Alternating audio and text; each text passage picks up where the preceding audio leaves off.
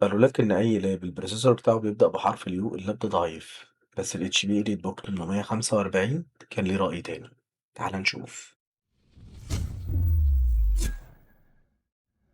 اللاب بيجي بتصميم شيك جدا، الترا سليم رفيع جدا، شاشة 14 انش فول اتش دي فريمليس. السطوع والريزوليوشن بتاع الشاشة عالي جدا، فانت لو جرافيك ديزاينر او انت حتى هتستخدمه في ألعاب، الألوان بتاعة الشاشة بالنسبة لك هتبقى مبهرة جدا. ده غير ان جسم اللاب ميتال بالكامل. اللاب كمان بيجي بفينجر برينت طلقة، وبيجي بفيس اي دي، بصراحة ما بيغلطش. طب لو دخلت مقارنة مع بروسيسور جيل 11 اتش بالنسبة لك هتبقى مقارنة ظالمة شوية، لكن النتيجة هتصدمك.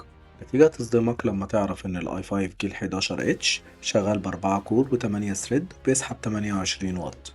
النتيجة هتصدمك برضو لما تعرف ان الخمسة 650 يو 6 كور 12 ثريد وبيسحب 15 واط بس، وبفرق 31% من الأداء عن الاي 5 جيل 11. صدمتك الأكبر لما تروح تشتري هتلاقي ان الاي 5 الجيل 11 أعلى بكتير من الخمسة 650 يو، لمجرد ان ده اتش وان ده يو. معنى كلامي ان اي بروسيسور بحرف اليو احسن من اي بروسيسور بحرف الاتش.